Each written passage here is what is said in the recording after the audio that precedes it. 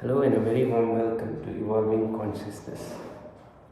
This channel is all about evolving your consciousness and becoming the best version of yourself. Now, if you are someone who has visited this channel for the first time, in this channel we talk about a spectrum of topics which encompasses spirituality, personal development, and essentially the message which this channel resonates with deeply is growth is the only evidence of life. Now, when we talk about growth, it's not only confined to the material dimension, but it is also confined to a holistic viewpoint, right? So, when you are growing, you not necessarily have to grow materially, but you can also grow from a standpoint of your own perception, from the way you view the reality. And essentially, when your viewpoints can only be changed when you change from within, right? As they say, you only see what you have within you. In the sense, you are what you see, right? Or you can say it, you see only what you are. So if there's a lot of goodness within you, that is what which you predominantly see. And if you are someone who only sees the negative part, probably this is a moment for you to investigate and introspect your own thought processes.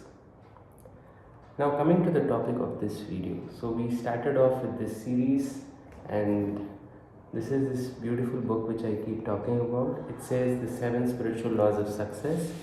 We have already dealt with the first 2 laws, the law of pure potentiality and the law of giving and receiving. If you guys haven't watched those videos, I would highly recommend that you go and watch those 2 videos as well.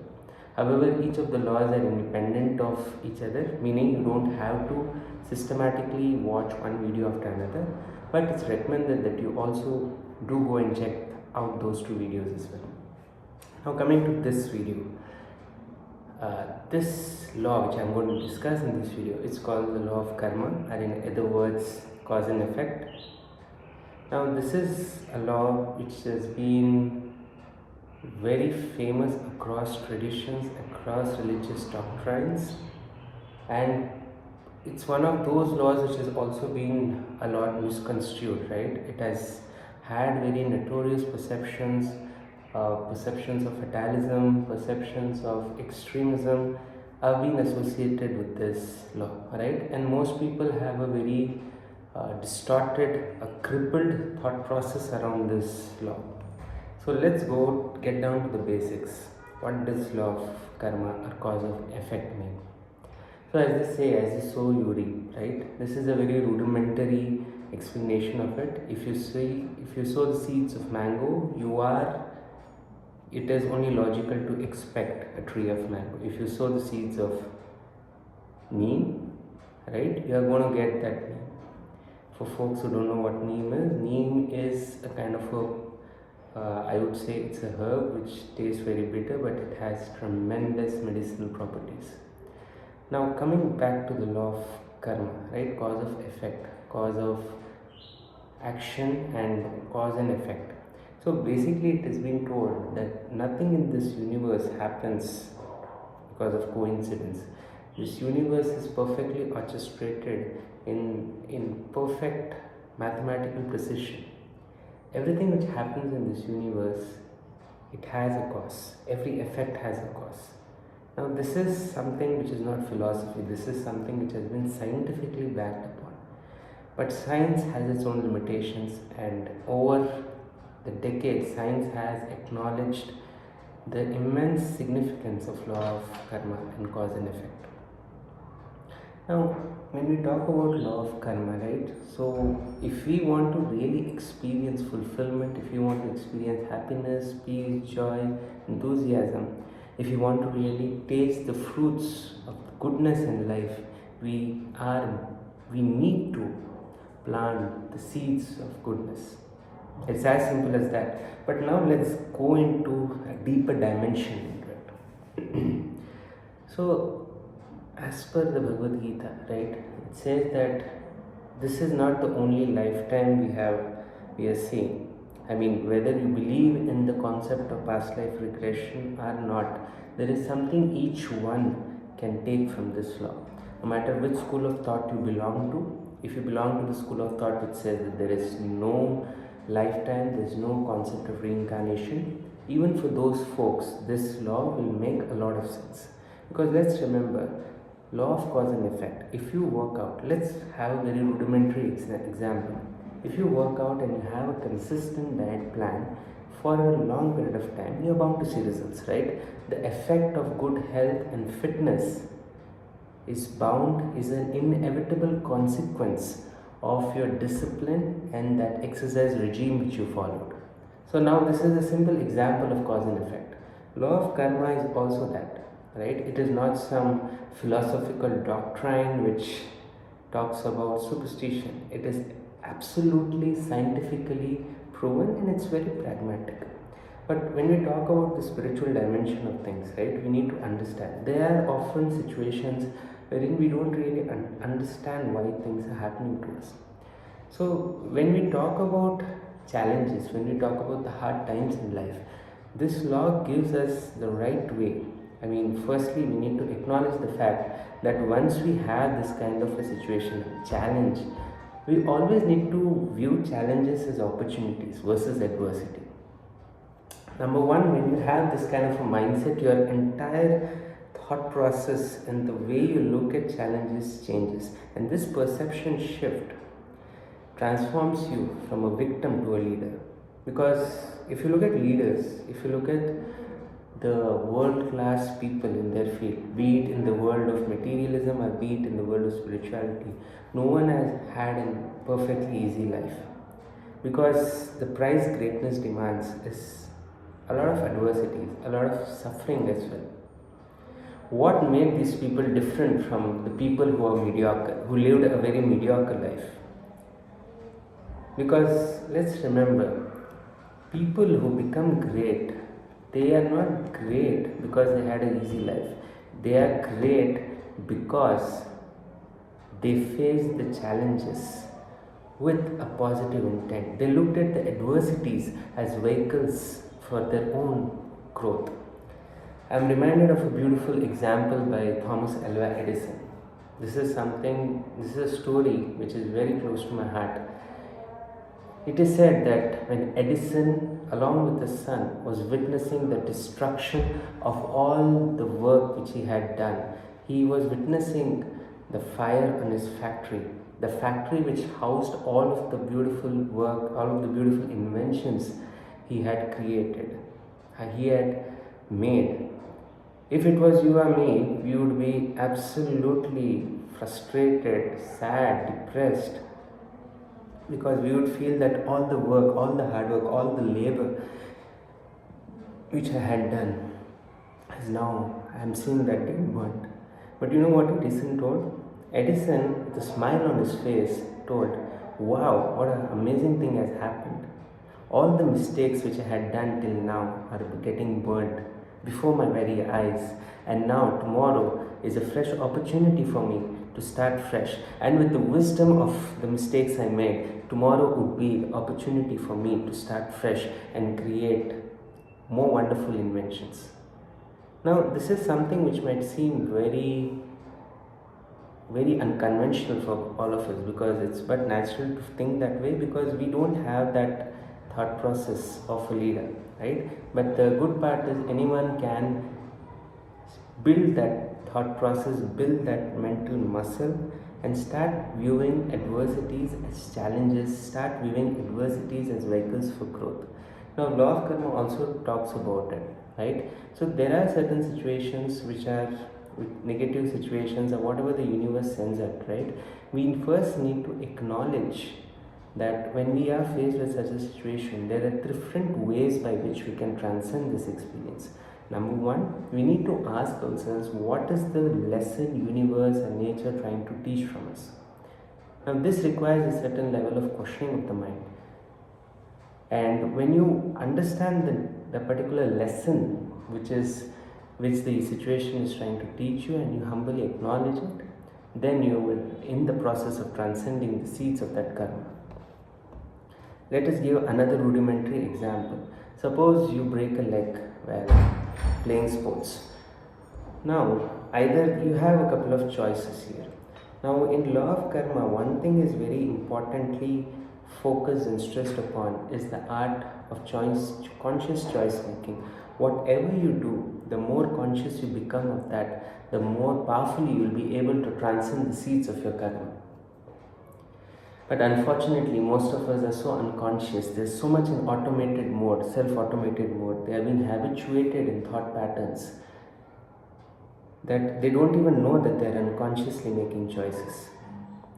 Now, the whole purpose of spirituality is to make us more conscious, is to make us more conscious in every action. And action comes out of thought. The more we become conscious of our thoughts, the better choices we make. And the more better choices we make, we are bound to create an atmosphere of happiness, and abundance flows into our life effortlessly. Now, this whole act of conscious choice making. Now, how does someone who is completely new to the world of spirituality, how does he approach it?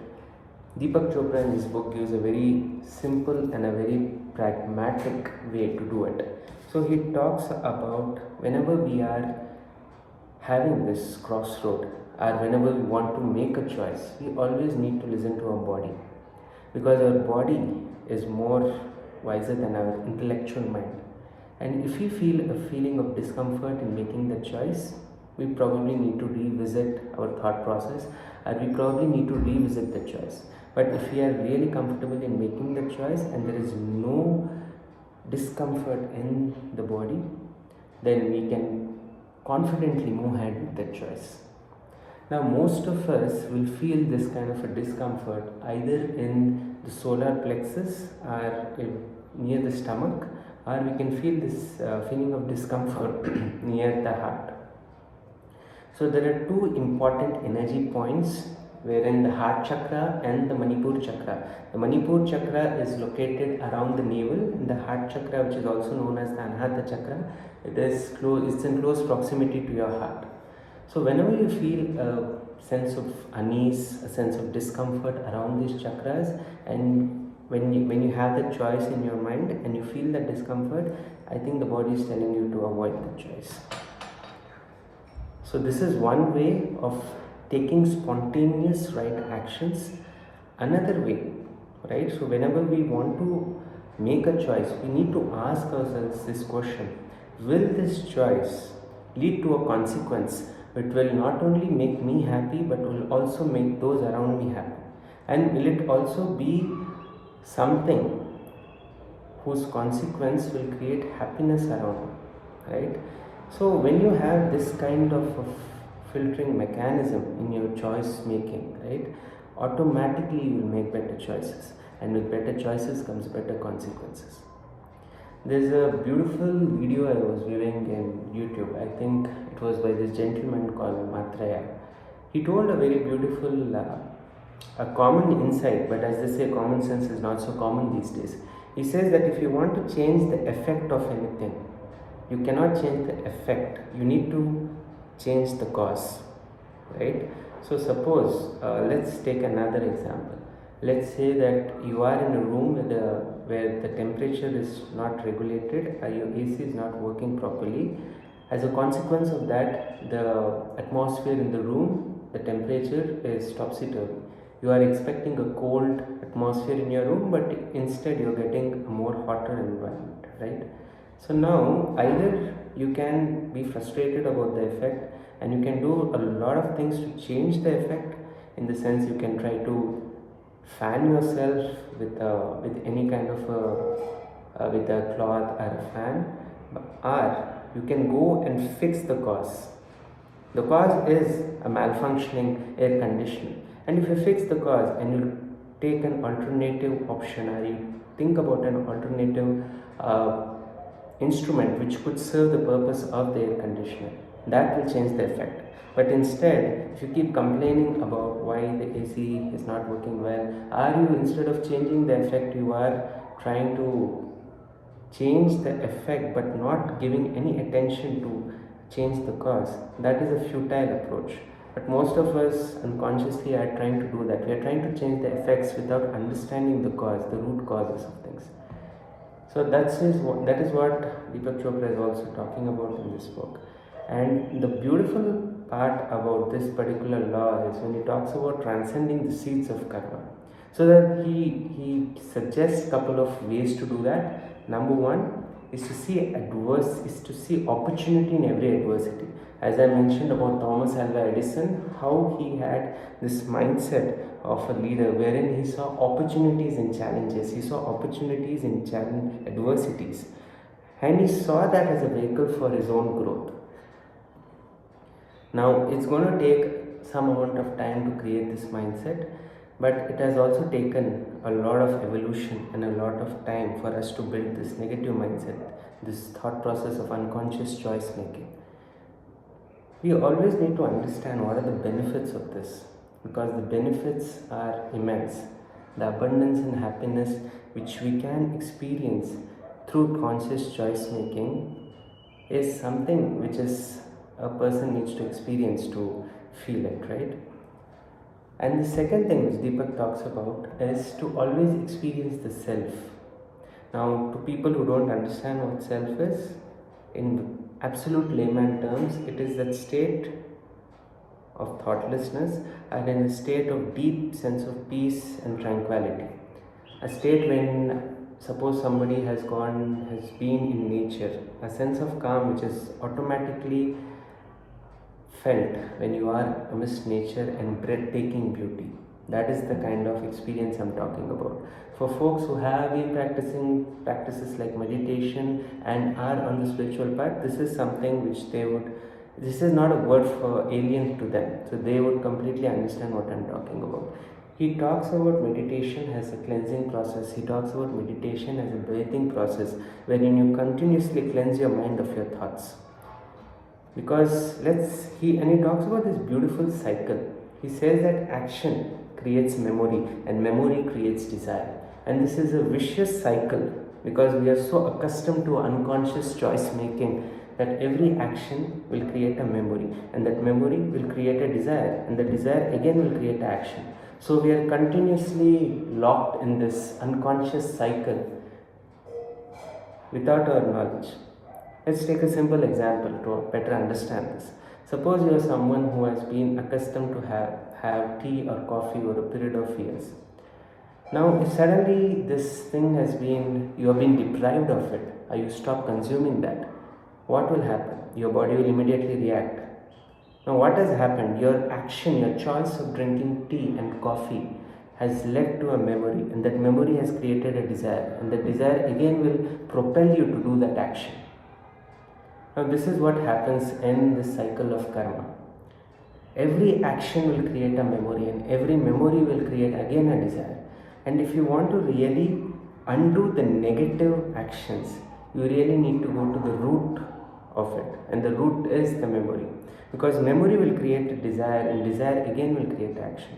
So become more conscious of your actions, and the more you become conscious of your actions, your choices, the more you will be able to break free from this vicious cycle, and the more you will be able to transcend the seeds of your karma.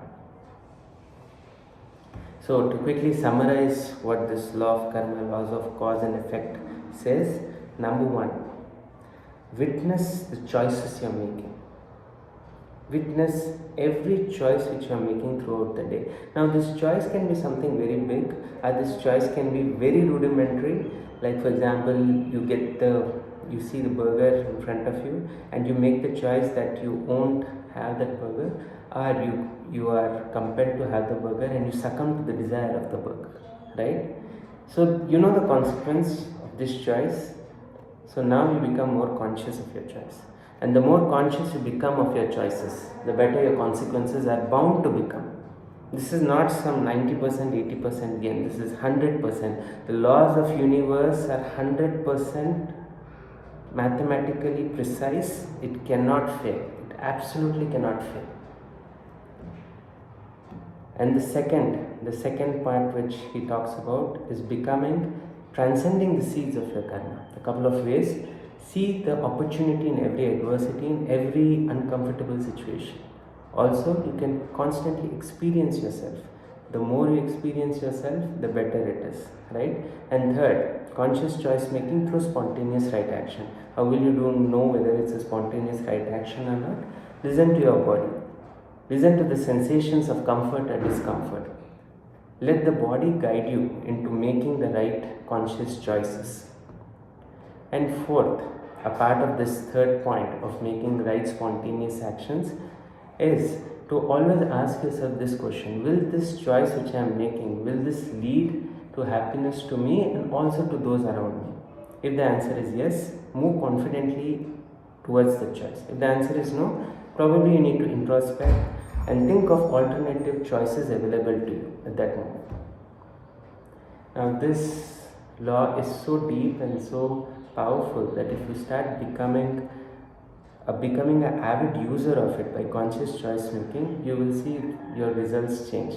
And this is not something which is deeply philosophical, it's absolutely pragmatic. If you want phenomenal success in your material world, if you want to grow spiritually, in both these dimensions, this law will serve you if you learn to apply it. I hope this video was of value and service to you. We will continue this series. There are 4 more laws after this, after which we'll be able to completely do justice to this phenomenal book, a book which only takes about 1 hour to complete, but it will take a lifetime for each one of us to fully implement and embody. Hoping to meet you in the next series. Thank you so much for watching this video.